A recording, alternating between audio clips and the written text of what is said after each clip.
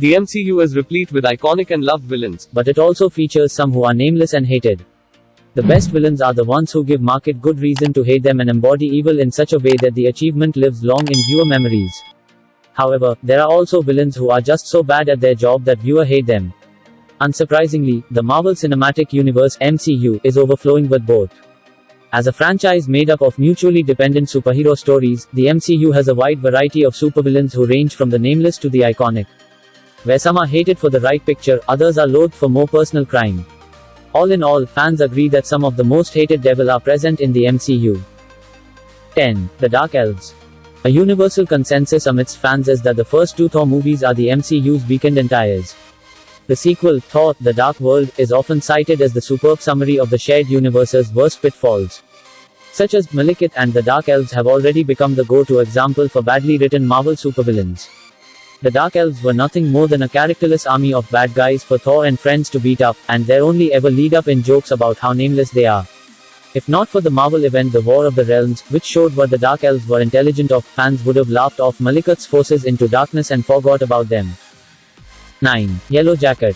Despite their immaculate casting, like Paul Rudd portraying the legacy hero Scott Lang, the Ant-Man movies are regarded by fans as some of the MCU's weaker competition. Nowhere was this improved shown than in their villains, who are unimportant at best and annoyingly nameless at worst. Darren Cross, unfortunately, falls in the latter category. Before and after he unrobed the Yellow Jacket suit, Darren was an evil businessman whose only purpose was to make his rival, Hank Pym, look better in Diverge. Yellow Jacket is only really remembered for being disposable, but the fact that fans can at least recall him when related to the oft-ignored Ghost says a lot. 8. Ultron. In the comics, Ultron is one of the Avengers' most iconic and formidable foes. The genocidal artificial intelligence almost ended Earth's mightiest heroes and the planet more than once, and he all but won in the hit event Age of Ultron. In the movie, however, Ultron was a lame undercard the Avengers killed with time to spare before fighting Thanos. Avengers: Age of Ultron was rife with problems, and Ultron was one of the biggest ones. The only interesting thing Ultron had to his name was that he was created by Tony Stark and Bruce Banner. Beyond that, Ultron was another generic world-ending villain with an army of faceless minions that fans forgot about as soon as the sequel ended. 7. Taskmaster. Creative deviations from the comics are to be expected in MCU movies, but Black Widow took things to a very polarizing extreme. The change in question was everything about Taskmaster, the deadly assassin whose photographic memory and reflexes allows them to mimic their opponent's skill set in a heartbeat. The live-action Taskmaster was Antonia Dreykov, the daughter of the Red Room's creator. Basically, she was just a pawn. In the comics, Taskmaster was Anthony Masters, a snarky mercenary whose allegiances could flip on a dime. Fans loved the comics Taskmaster, and were more than infuriated when only his alias made it to the MCU. 6. The Mandarin.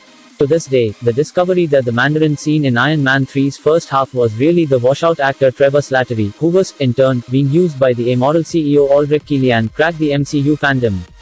Some fans heated up to the twist, but many still favor it to be an unbearable misstep that threw away villainous potential for a gag.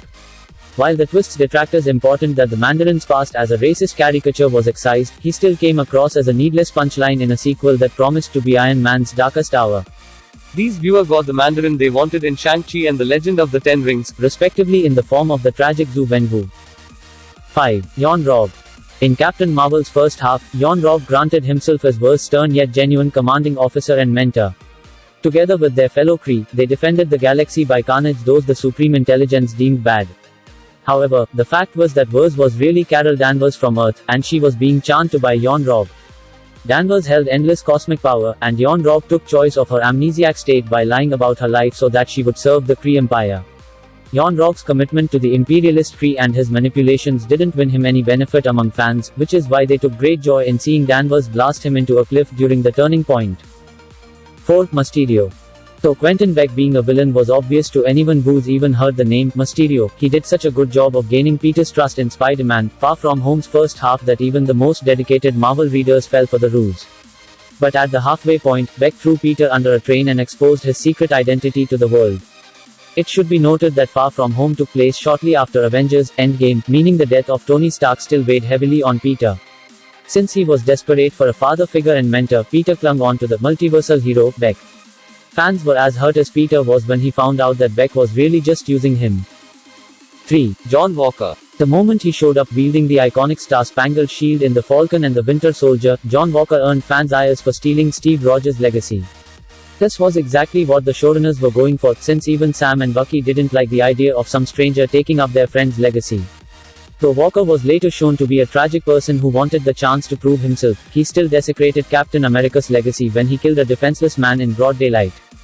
Fans may still hate Walker for getting blood on Steve's memory, but they're willing to give him a chance now that he took on the role of US Agent. 2. Zebediah Kilgrave. The MCU's Netflix era is a mixed bag, but when it got things right, it really knocked it out of the park.